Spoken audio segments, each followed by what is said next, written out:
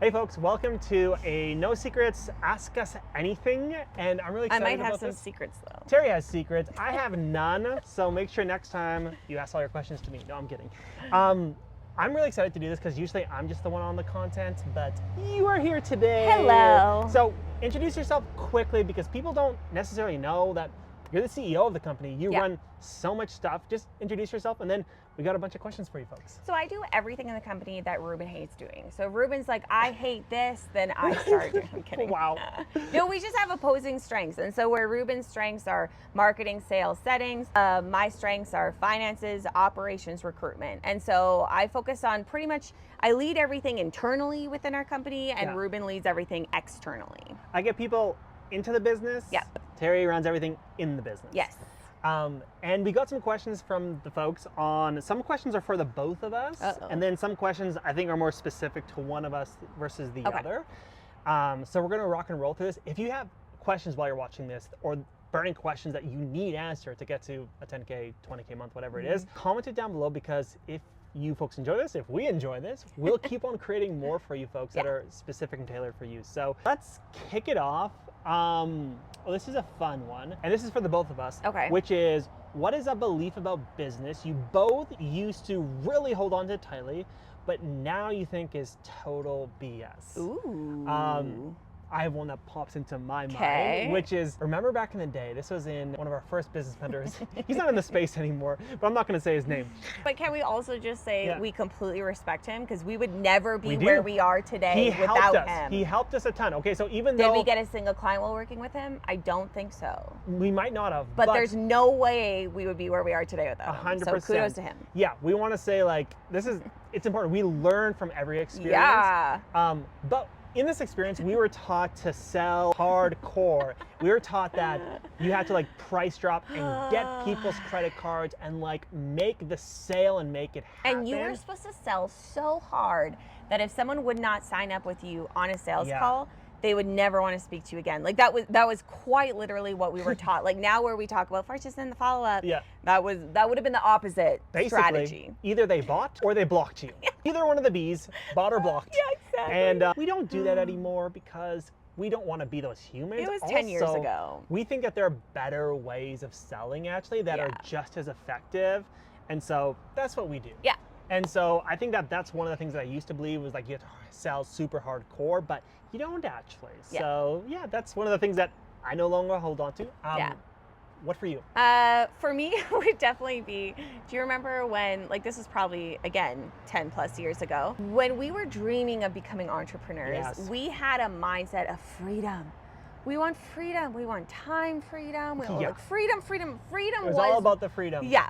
4-hour work week. Yeah, exactly. And what that meant was, okay, so I was working full-time in a clinic, and then my side gig suddenly was making more money than my clinic money, which like I should not have quit at that point.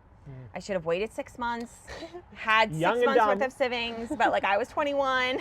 And so I went full-time, and like my side gig money was here, and suddenly it was here. And the reason was I took freedom so seriously, I said no to nothing. There was not a vacation I didn't say no to. There wasn't a business conference I didn't say no to. There wasn't a family or friend event I didn't say no to.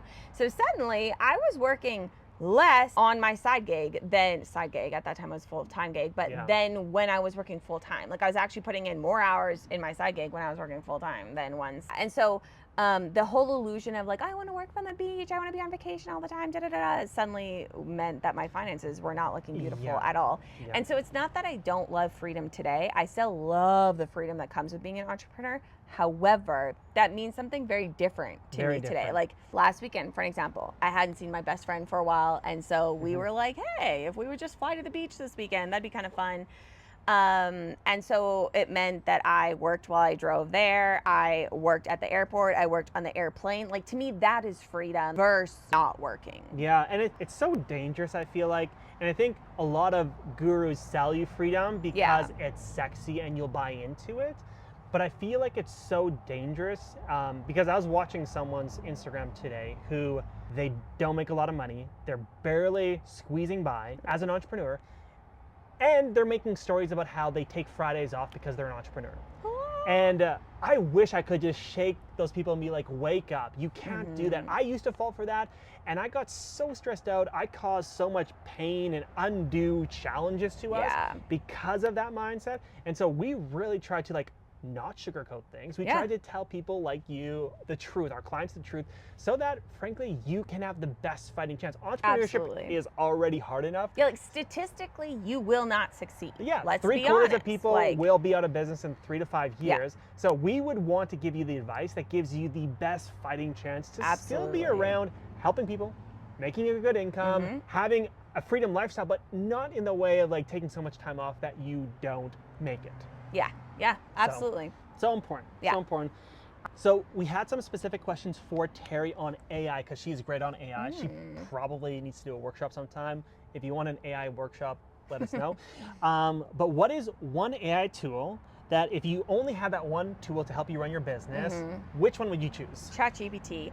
I downloaded ChatGPT the first day it was available. I'm a complete nerd, if you don't know me. And so any tool softwares, I'll try them out. I like simplicity in business, so we definitely don't keep everything, but I always want to see what's out there. So if you're just starting to get into AI, like just instead of Googling something, just use ChatGPT and search it that way. That's the perfect soft launch to use it. And because I used it in that way for such a length of time, our ChatGPT at this point is so smart. Like no matter what department of our company, it knows absolutely everything. It even knows how to roast me because Terry has fed it information about my weaknesses. Like it's amazing. It's the hardest working member of our team for sure. And because I started so small and used it in everyday life, now we have full-blown bots built out within it. Like for an example, one of the things that I wanted to implement when I became CEO was better expectation management on the front end for new clients in sales calls. So now, after a sales call has occurred, my assistant grabs a transcript from the sales call, feeds it into our expectation bot, and it will drop out a red, yellow, or green rating. And then if it is red, yellow, it will say where expectations were blown out of proportion, where we need to correct things before the client signs on. And then we feed that to our closers. And so like the amount of different departments, different people in our team today who are dropping into our ChatGPT to use it for different things is crazy. And it will help your profit margin so much if you know how to properly implement it. So important. And we have so many GPTs our teams use, and they're just getting smarter, which is kind of great. They get smarter at a much faster pace than us humans. I love that. We're slow. Great AI tools. A question that someone had for me was around the sales stuff. Just like they're struggling with sales. They want to know what's the best framework for sales, which we don't have time to go through. Everything sales. But Ruben does have a great, what is that, like sales call toolkit? Oh, we got a 6-figure sales toolkit. That's a great. It actually, that toolkit, if you want it, it goes into what you should be doing before the sales call to pre-sell them, what to do on the sales calls to sell them, and what to do afterwards, because we don't burn bridges anymore, to follow up and like get people to buy after the sales call. So that is a great toolkit. If you want to comment down below toolkit, but I got 2 things for you today. The first thing is understanding that people love buying things, but they hate being sold to. So you need to find a way on a discovery call, strategy call, sales calls, whatever you call it, to actually come across as you're helping them make a buying decision that's best for them versus some salespeople you get on a call and you can feel it. They're cornering you into just their offer. And when anything is cornered, it's going to fight, okay? And so you want to make sure that they basically are seeing all the options and you're asking them, what about that? What about this? What about that? And you're basically asking questions. They will tell you what they want and what they think is best and what they don't want. This will allow you, once you get to the end of the call and maybe you say, hey, this is my program, this is my offer, they will actually feel like your offer is perfect for what they want versus feeling like you're pushing your offer onto them. That's the first thing. The second thing is just like framing, right? And this is like any conversation, but sales specifically is like how you frame the call is going to be the expectation of the person. If you jump on, like if you and I were to have a call, let's say we were to have a call, and I were to be like, hey, let's just jump into your business. I just want to give you some tips today. How's that sound? Great. You would expect to get tips today. You would not expect to even hear about my program. And I wouldn't respect you. Exactly. Now, if I jumped on and I said, hey, I want to take a deep dive into your business because clearly you have some big goals and you're struggling with getting there. frankly, I want to get to the place on the call to see if our program is a good fit, a yes or a no, because I don't want to waste your time. If it's not a good fit, I'm just going to tell you, let you go. But if it is an amazing fit, I do actually want to share with you what it does look like to work with us and for us to get going on that. And then you want to get their buy-in. So then you ask the question, does that sound like a good plan to you? So that they actually say yes. Yeah. And if they say yes, then you have their verbal buy-in that they are good with that expectation. Because otherwise, sales calls can be so muddied and like your prospects all over the place, you're all over the place. Yeah. And that doesn't serve anyone, not your client who wants to get a result and not you who wants to get a sale. So those are a couple of the sales tactics that I would use that I feel like are super authentic, super real, but also super effective. Yeah, that's great. So next question, where do we have there? Okay, someone wrote in about hiring. Terry's great at hiring and recruiting. So what's a hiring red flag that's not in the handbook, but it always like turns you off? Bare minimum energy. Yeah. I talk about this all the time. Like for an example, one of my most recent hires, she had the opposite of bare minimum energy. And you need to view the interview process. Like if you're hiring someone, the interview is before, during, and after. And so what she did was prior to the interview, she had researched so much about our company. She sent me an email saying how excited she was and how she loved that as a company, we do this, this, and this. And she really admires this person on the team. Like she was so thorough, and then she showed up to the call on time. She looked put together at a desk, like just the opposite of bare minimum energy. And then afterwards, I think 24, 48 hours afterwards, she sent me a voice message on Instagram being like, I so enjoyed meeting you. Smart. These were the things I really enjoyed about the interview. I would love to join your team. But then what she also said was that she was totally fine if there was a different person who was a better fit at this point, that I should go ahead and hire them, but that I should always keep her in the back of my mind. And guess who I hired? It was her. Because everybody else who I interviewed for that round, they came in and it was an interview for them. One person interviewed in a car, which is absolutely one of my pet peeves. No. Yeah, it's just like, it kind of made it feel like they were just fitting me into their day versus that they wanted this so bad. So yeah, we don't like bare minimum energy in our company, in our team.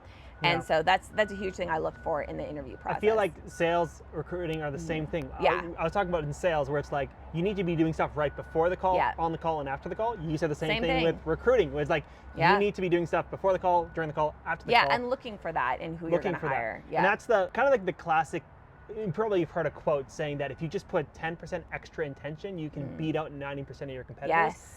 It's that mindset with recruiting and with the sales. Yeah. And yeah, it's such a turnoff. When people show up to a call in a vehicle, I'm just like, we are not, we don't stand for that. No, and to me then that person is likely still in that freedom lifestyle season of their life, which I'm like, bless you, enjoy. Bless you, not for us. Once you're willing to work again, let me know. Yeah, 100%. Last question from you folks today on growing an Instagram following is, what are the best Instagram following growth hacks for 2025? And now I've done a lot of videos on this, and this is the last question for today. If you have other questions, comment them down below. We might do more episodes of this if you folks like them enough and you don't hate us. But audience growth on Instagram, I have other full videos on this, but boosted stuff on Instagram right now is crushing it. And we often talk about how the times have changed so much. Yeah. Because audience growth on Instagram used to be completely different. It used to be about getting your posts on the explore feed. Yeah.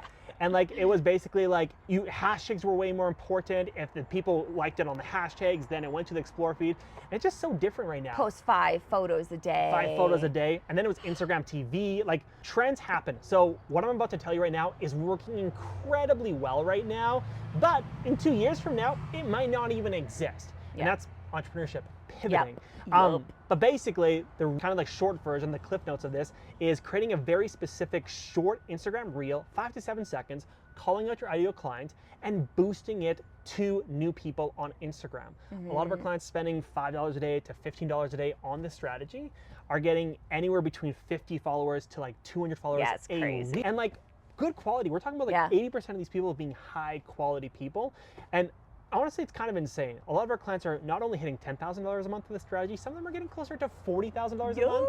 And it's just crazy, to be completely honest. And so I have a full course on this as well, like if you want to check it out. But like boosting a post right now, and it's also so leveraged because it just does the work for you. You don't have to create more and more and more content for it to like give you more followers. It's just you post it, you boost it, and you let it do its thing. Yeah. Kind of crazy. It's like, it's so easy that I'm like, why are more people not doing it? Yeah. And the thing is, so many people talk about now, like, oh, it's so hard to grow a following now. It's so hard.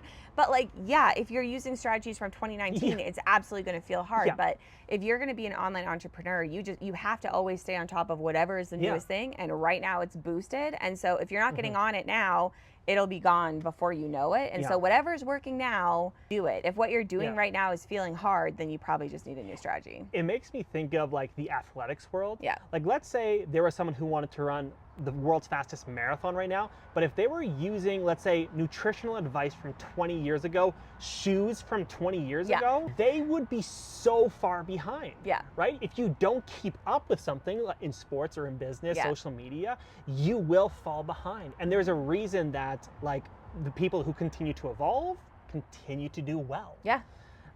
Which is such an interesting thing. So, folks, this is all the time. I know we only have a short amount of time here today, so that's all we have for today. If you enjoyed this, let us know. If you got questions, put them down below. If you hate us, block us. Don't tell us anything. We don't want to know. I don't want to know. But that being said, have a great day. Thanks for watching.